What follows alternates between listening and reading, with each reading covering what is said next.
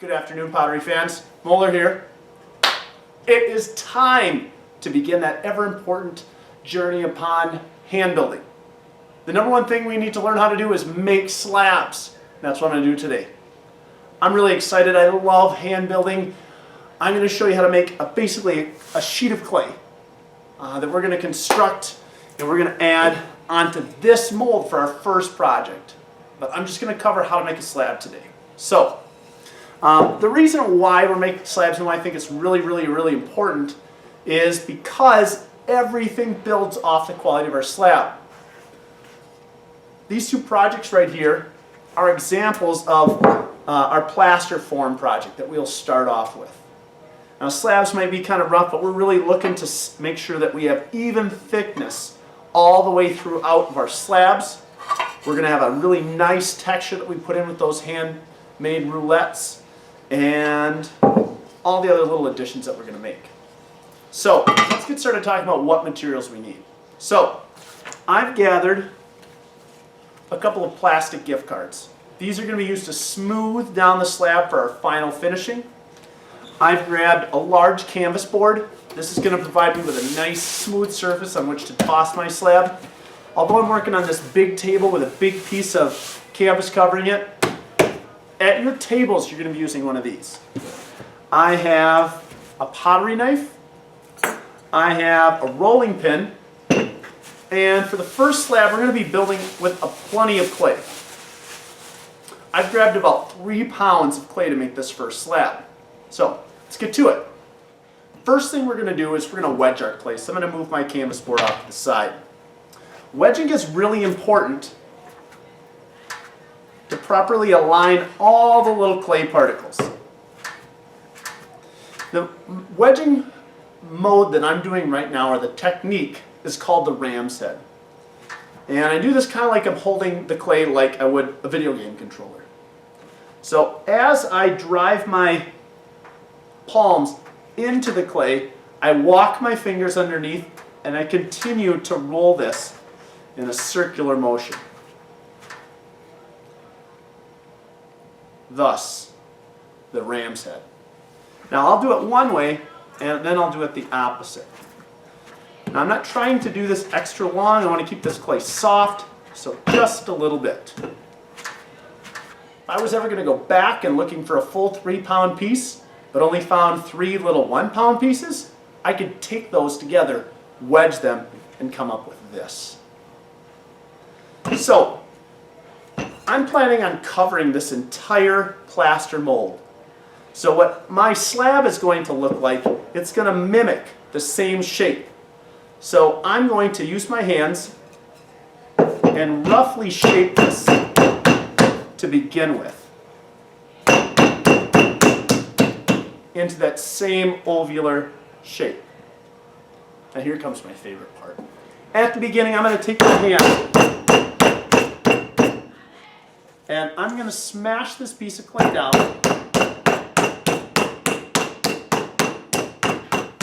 So if you can see, right now my piece of clay is just a hair above or below that 1-inch mark, and that's exactly where I want it to be for this first stage of flattening the clay. Now that this is flattened out to about 1 inch, we're going to do a little bit more tossing. But this is where it gets a little bit tricky. So I want you really to pay attention to what I'm doing here. Hopefully the overhead view will give you a little bit better idea of what we're going to see. So I want to take this clay and I want to stretch it proportionally. So I'm going to hold it out in front, my fingers right here, and I'm going to give it a little bit of a flick. And it doesn't look like it's stretching much right now, but it will stretch even more. So if you notice, I'm flicking it, and it is catching. It's stretching just this way. Now remember, I want this to cover my entire plaster form, so I need a little bit more material on each side. So I'm just going to flip this way. So I'm going to grab it, and I'm going to flick it. I'm just holding it out in front and bringing it towards myself.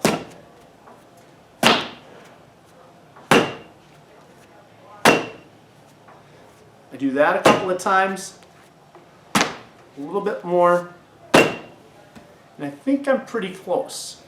My final thickness for my slab should be about 1/4 inch. Just a reminder, if you're looking for something that is about 1/4 inch, you have this pencil.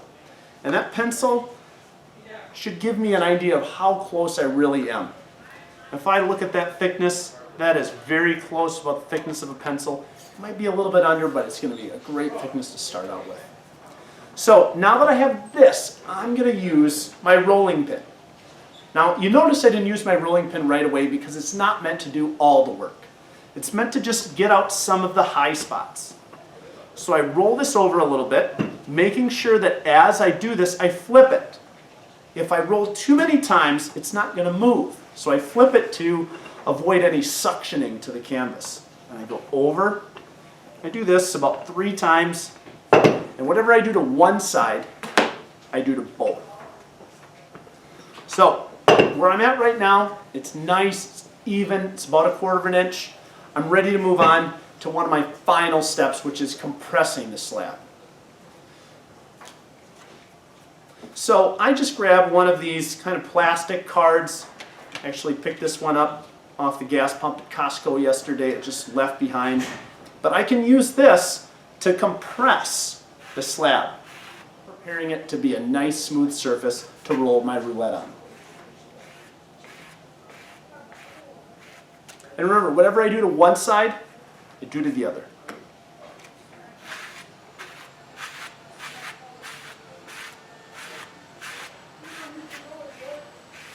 I'm actually happy that this happened. I got a little air bubble right here. It's very indistinguishable, but it's just a little air bubble. So what I can do is I'm just going to go ahead and pop that. And if I have to, I can take a little piece of clay from the other side, push it down on top, and use that card and just compress it again. The reason that happened is maybe part of what I was wedging wasn't completely blended together. But when I'm compressing the slab, I need to make sure that I'm going in 3 opposite directions. So I go this way, compressing it this way. I compress it this way, and I'll finally do it this way. I want you to think about what we've been doing for the past 5 minutes as I've been making this slab. I've been stretching it this way, stretching it that way, and me compressing it is bringing all those clay particles back together, making it stronger. Because what's going to happen is I'm going to take the slab and I'm going to put it right on top of this form.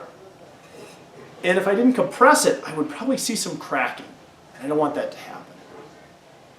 So, if you look at what we have right here, we have a perfect slab to start out our first project, which is our plaster form. In closing, I'd like to leave you with 3 things to remember. Number 1, compression is key. If you notice when I started out, I used a firm hand to pat this down evenly. I like using my hand because I can really control where the clay is going. Not only did I use compression with my hand, but with my rolling pin, back and forth evenly, just to get those high spots out. And whatever I did to one side, I did to the other. I also used the card to compress that. Just remember, as I'm stretching this, as I'm pulling it, the clay wants to come apart, but I want to push it back together. So, remember too, pay attention to both sides. I know that one side is going to be on the outside, one side is going to be on the inside. They both need to look nice. So whatever I do to one, I do to the other. Eventually I'm going to roll a roulette out on here, and I want it to be clean. Third thing, this slab looks really nice right now because I didn't overwork it. But if I notice there's cracks here and it's just not bending very easily, start over. You'll be much farther ahead to grab a little bit more clay, 3 pounds, and just go ahead and put this in the pug machine and move on. So if you have any further questions, don't hesitate to ask during class.